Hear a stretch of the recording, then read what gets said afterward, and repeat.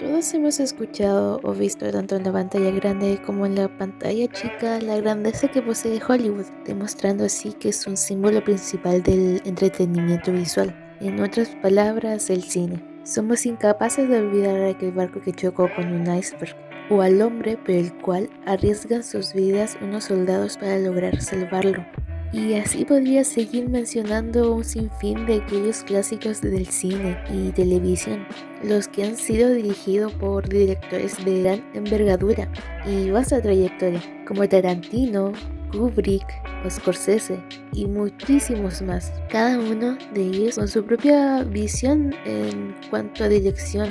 guión y montaje, y siempre destacando por tener un estilo único que se distingue notoriamente de los demás. Y es un hecho que cada uno quiere manifestar a su propia manera una situación o emoción, por lo que no es de extrañar que al dirigir una película este sea una especie de vía de escape, o un retrato emocional, o simplemente una crítica social, lo cual no posee ningún aspecto negativo desde mi punto de vista. Sin embargo, no creo que yo como espectador confíe o me sienta por completo identificado con la idea que el director está plasmando a lo largo de su cinta. Un ejemplo de esto es la última película de Tarantino, Había una vez en Hollywood,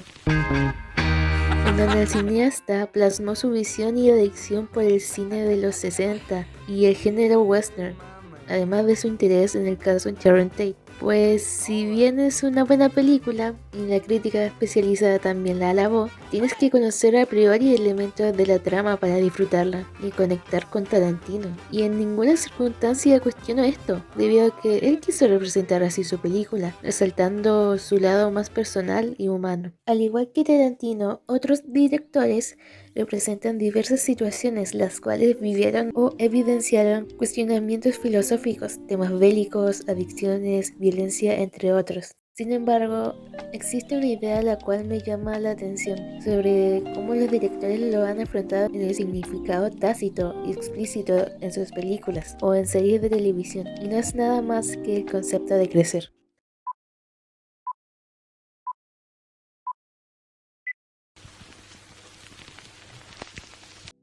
Me resulta curioso el cómo pueden interpretar este significado, debido que a la vez tiene un significado connotativo y otro denotativo, el cual, según la RAE, manifiesta que la palabra crecer significa ir en aumento, principalmente a la estatura, por lo cual podemos apreciar que se refiere únicamente al aspecto físico o concreto de un algo. Pero a pesar de ello, los directores, junto a todo su staff, en general pueden realizar un film completo, basándose únicamente en esta palabra. ¿Significa entonces que los directores usan mal el concepto? Pues no. La palabra puede ser objetiva como subjetiva, esto dependiendo por completo del contexto, como lo señalé anteriormente. En este caso, los directores se manifiestan de manera connotativa, puesto que atribuyen caracteres netamente psicológicos y filosóficos, debido a que tienen o poseen una mayor libertad. Asimismo, los directores se basan en experiencias y sentimientos propios, o bien en situaciones de su alrededor.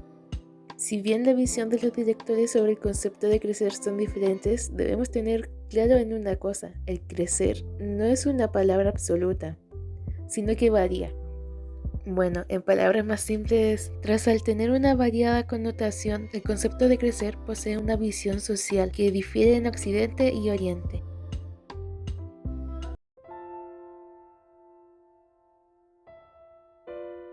Las personas, o en este caso los directores de Occidente, representan el concepto de crecer como algo inevitable, la despedida de una etapa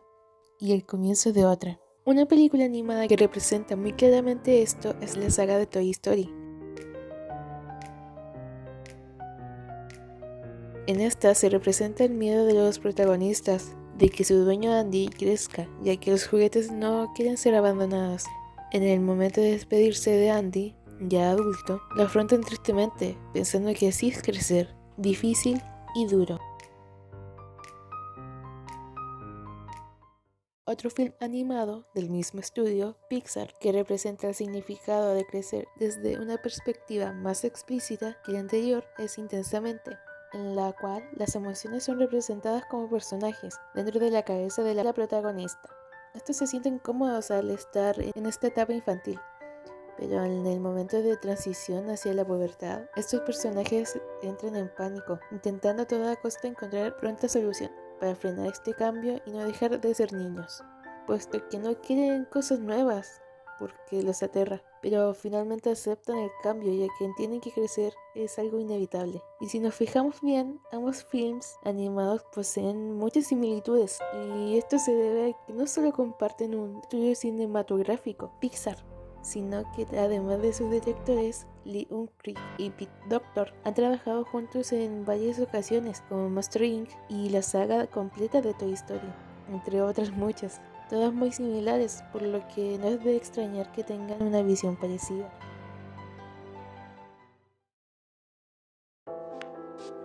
Asimismo, un director de alto calibre que manifiesta una visión parecida a los anteriores directores debido a su cultura occidental es Martin Scorsese, el cual plantea que crecer es duro, sobre todo cuando eres anciano y te cuestionas y te arrepientes de cosas del pasado, en donde lo transmitió en su último film, El Irlandés.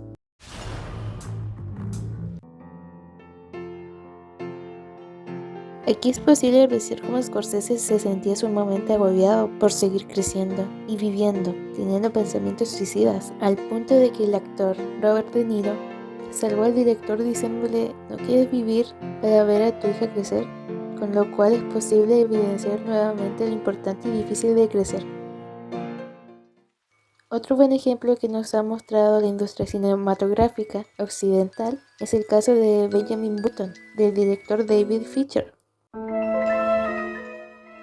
puesto que aquí podemos apreciar cómo el protagonista al nacer se encuentra en una etapa que se consideraría la final de una persona, y al morir lo hace siendo un bebé. A lo largo del film podemos ver que él decrece físicamente, pero a su vez va madurando, mostrando claramente esta visión de que el crecer es señal de madurez psicológica. Y bueno, obviamente me resulta imperativo no mencionar el clásico occidental para niños, Peter Pan, aquel niño que nunca crece psicológica ni físicamente, que no odia el mundo de los adultos, siendo prácticamente un síndrome psicológico en el mundo actual, el miedo a crecer.